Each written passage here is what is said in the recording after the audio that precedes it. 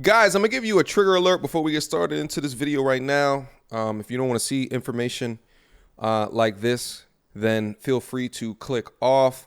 But you're already looking at the thumbnail. You're looking at the title of the video. You already know what time it is. You know why I called this meeting here today. So we must get active. Okay. Title of this video: Caught Cheating Wife in Hotel with Another Man and Our 3-year-old Daughter. Now, I'm going to go over this young man's video, okay, where he's actually catching the wife. And then he has a follow-up of him moving. I'm going to go over a component of that video because it's very long. But I think that this is very important content to be able to go over. I'm going to leave a link to his video down in the description box down below. So you can go over there and share whatever words that you want to share with him in his time of healing. Without further ado. And he just left the baby in the car. I don't know if it's Emma, but I'm going to keep my distance for now. But if Jen walks up to that car, we got a problem because nobody is with her in that vehicle. He just put her in, he got in the vehicle, and he got back out and went in to the hotel. So if my daughter's in there, we got a major problem. Oh, look who it is. It's Jen.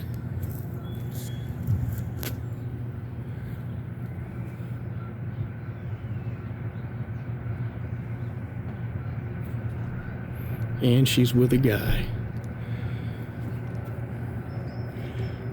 Low Oh, down, look at dirty that. Shane. With my daughter.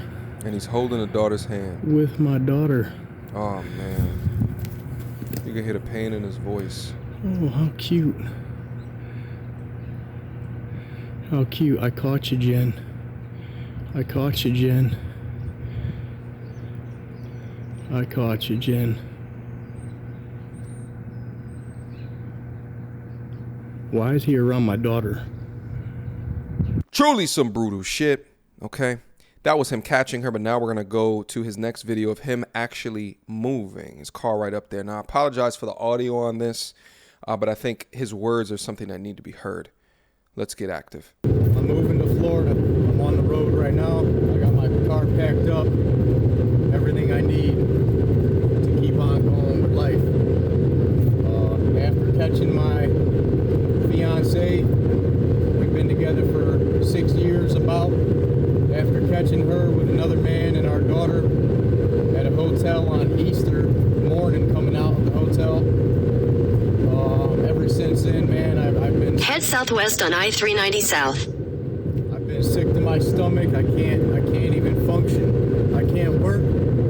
Can't think straight around there. And the best thing for me to do was to pack all my shit and leave. As much as I love that girl, and I'll probably never love another girl again as much as I did love her, I'll probably never be able to trust another female again. It doesn't matter how good they treat me, this and that. It's the simple fact that I really did believe her, and I loved her, and for her to go and do that behind my back, and she's been doing it for a long time, I found out finally what she's really been up to. It sucks. It sucks. We got a kid together, and I raised her other daughter that's now 8 years old. I've raised her for our whole relationship, so 6 years. I'm pretty much all she knows is dad, because her real father's a piece of shit. He left and wanted nothing to do with her. I stepped up to the plate. I raised her to the best of my abilities to be sweet and kind and caring and innocent and how little girls should be. And her mother does nothing but destroy all of our hard work. All right. So you see the pain in his face. 6 years together. I believe he said fiance. And guys, we talk about this, these pre-made family stuff. And I think there's a lot of rhetoric that paints it as a noble thing to take over a pre-made family. And the fact is that she found him and thought he was enough of a sucker to take over her and what she created, while she can still gallivant with the next dude. It's extremely unfortunate because he really truly seems like a genuinely nice dude. I mean, you can even say it in a way that he described how he was raising the daughter that wasn't his as if it was his own, creating another baby with her. It's absolutely horrific to think that she or any woman is capable of this, but it happens. Continue to protect yourselves, right? What I tell you guys all the time, that pre-made family isn't for me. You could choose whatever it is that you want to do, but to put the time, energy, and effort into building up someone else's child just seems like, to me, more effort than what it's worth, okay? Let's keep going. It sucks. It fucking sucks. 32 years old, man, and basically I'm starting life over again. Damn. Headed to Florida. I've been back and forth between Florida and here numerous times. I was born in New York, moved to California, my mother and my brother, for maybe a year. My parents split up quickly. They got right back together because they love each other. They work through their differences. And we weren't even in California for a year. And we moved right back to New York to my father. My 18th birthday, I moved to Florida. Loved it there. And I ended up coming back to New York on my 21st birthday. It worked out like that for some reason. Left on my 18th birthday, came back on my 21st birthday. And I stayed here a little while, and I went back, and I was dating a girl and shit, and me and her had our ups and downs. So I've been back and forth between Florida numerous times. This last reason why I came back to New York again was I really didn't have a choice. I got in a bad motorcycle accident in Florida, and I had to get 3 screws put into my ankle. I was bedridden for a while, couldn't take care of myself. So the best thing for me to do was to pack up my shit once again and start life over like I've done numerous times, and it fucking sucks. So I had to pack all my shit, put some stuff in storage, sell a bunch of stuff to try to get some money up. And I fucking, moved to New York. I crashed November 25th, 2015. And I moved back to New York January 12th, 2016. So a few weeks after the accident. And right after I moved back here, I wasn't here long. My buddy, good friend of mine, Steve, that's been a friend of mine for pretty much my whole life, he introduced me to him and his girl that he was dating at the time. They introduced me to this girl that I was engaged to, that I was with for a long time. They introduced us, and we went out, had a little double date the first night, and talked a little bit. Next thing you know, a few days later or whatever, we were dating. And one thing led to another. Everything was going great. She was the perfect woman in my eyes. She was beautiful, smart, attractive, funny. She was the perfect woman in my eyes. There couldn't be another more perfect woman than her. And everything was going great. She was helping me out, during my healing process. She would always come over and see me, and she was always supporting me, which has meant so much. And then shit started falling off. We started arguing and fighting and shit. And I would find her talking to people when we would, argue and split up for a little bit. She'd be right talking to other men and bad-mouthing me to them guys, telling them how much of a piece of shit I am and all this stuff that I do to her that I don't actually do. I'm a good fucking guy. And it sucks to see that shit. So we dated for a long time, and we got our own apartment, and everything was going good. Then we got in a pretty big fight, split up, and we got back together like we've always done. And me and her were discussing having a kid. Do you think it's the right time for us to have a fucking kid right now? Maybe it'll help smooth everything out. Maybe it'll help our relationship, and it'll bring us closer together as a family. So we really did think that having a child would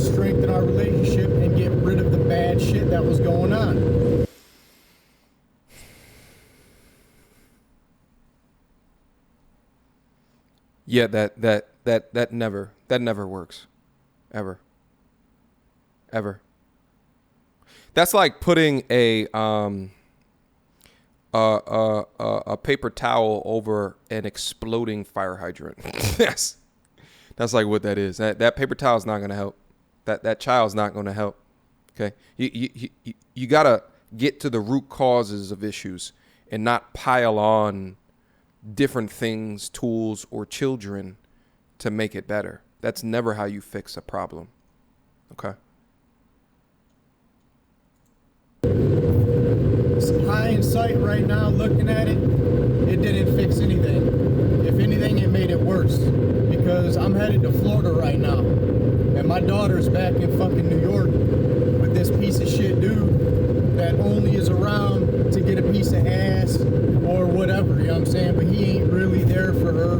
He don't really love her, and he hasn't been through the shit that me and her has been through. But I thought... You know what's so crazy about this too is that, like, now think about the children, the stories that she will potentially concoct because he has decided to move on with his life, and this is just a sucky, shitty situation because the children are the ones to suffer due to the infidelity.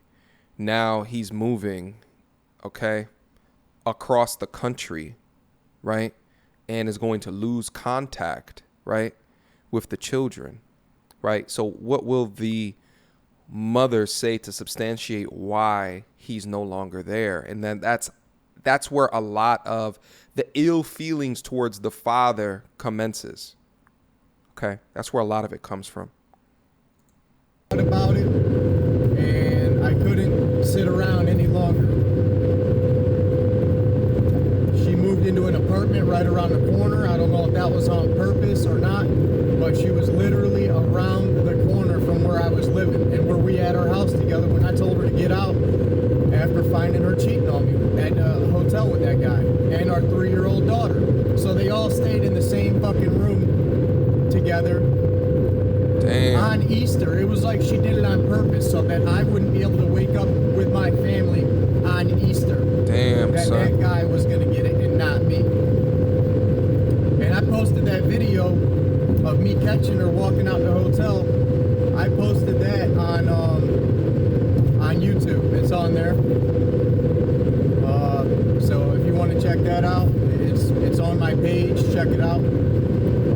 There's a few videos underneath this one. But I love that girl to no end. I'll never love another female the same, and I'll never trust another female. And it sucks. All right, guys, I'm going to pause. I'm going to stop the video right here. I don't want this video to go on but for so much longer. There's about 20 more minutes left. Again, I'll leave a link down in the description box down below for you to conclude the video to see the rest of the video with all of his thoughts. But I wanted to show not only just the cheating, but the initial thoughts regarding kind of what it is that led it up to this particular position. I said this once and I will say it again, guys. Continue to work in on your value. What he described is that he went through several mistakes and things that accidents that had happened into his life that caused him to reset. And I talk about on this channel all the time about how are you introducing a degree of risk within your life. Okay. He talked about motorcycles. You have to consider that as a risk. Let me tell you guys something as well. I used to play a lot of basketball. Okay, a lot of basketball, but I'm 35 years old right now. And for me to play basketball the way that I used to when I'm dunking on everybody at 20 years old is just not as feasible for me. I can still dunk. I can still do my thing, but I don't play basketball anymore. Why? All of my friends around me started to go down with ACL injuries. Okay, Achilles ruptures, all of these different things. Okay, all of these different injuries. So I'm saying to myself, If I keep going on the track that I am within my life of playing as hard as what I do, that will eventually inevitably happen to me. Okay. My ankle, this will snap up. My knee, that will snap up. All of these different types of things that I don't want to happen. I do not want to have that setback, not only from a life perspective, but from a monetary perspective as well. Okay. I don't want any of those injuries to happen. So I stopped. I made the decision to stop. And now I exercise. I get my cardio in more safer ways. Like I got a bike back there. Actually, you can see a little bit back there. There's my road bike that's back in there. I take that out and I go up on trails. I don't go on like the city streets and shit like that, but I go up on trails where it's safe, way more safe than, you know what I'm saying, driving to the lane and some derelict sticks his leg out and then, you know, you snap your ish up because of someone else. You understand what I'm saying? So I say that to say is that I'm making key decisions to lower the risk of bullshit happening within my life. It's a petty comparison, but I want you to understand that this guy had some serious things that happened in his life because he was introducing a degree of risk. Now, does it mean that you'll be able to stop all of the oncoming bullshit that might come your way? No, it doesn't mean that. It doesn't mean that. But what are you doing to increase your level of success while decreasing setbacks within your life? Because it all matters. This guy has to now start over again at 32 years old because he chose to move in with a low-valued woman who's for the intergalactic superhighway. And then he chose to make another high-risk decision, which was to put a child inside of her in order to heal the issues, the underlying issues that they have. So like when you're making these decisions, child to heal the issues or therapy to heal the issues, getting a third part, right? Like it seems, and therapy is way less expensive than a child, but by the way, right? It would seem that therapy would make the most sense. You can get the issues diagnosed and maybe at the end of the therapy sessions, you have the information enough to make the best decision for yourself. Okay? And if you decide to leave at that particular junction, then you would have decided to leave. Yeah, you would have lost out on the money from the therapy. But now look at his situation now, having to start over now at 32. Here's the last thing I want to say as well, because there's some of us that are watching this video that have had to start over later in life. Never feel as though you get to 35, 40 years old and you have to start over and that life is over because of which. What a lot of us forget in on is that if you live a relatively healthy life, life is extremely long. Okay. You may not have the same level of testosterone in your 20s. Okay. Your same level of oomph as you're doing things in your 20s as you get into your 40s. But there's still a lot of life to live. Shit, there's a multitude of like Hollywood stars that didn't become Hollywood stars into their 40s and their 50s. Okay. So you have to understand that. To this gentleman, we feel your pain. We feel your grief. We hope that you get better. Guys, feel free to go over to his channel and send him some words to help him on his travels, to help him on his path, to give him a little bit of support in the things that he is doing so that he can live a more happy life into the future. Okay. Questions, comments, concerns. Y'all already know what to do. Mediocre tutorials and reviews at gmail.com. Guys, feel free to hit me up. I have a Patreon. I always got to talk about my Patreon because the community up there is growing. It is building. And I'm so happy for all of the things that we have in store. Link down in the description box down below. All of the benefits I can't even go into right now. Just click on the link, come into the Discord server, and then you'll see all of the activity, all of the groups, all of this, all of that that's going on down in there. It's truly some wonderful ish. Until next time, YouTube. Peace.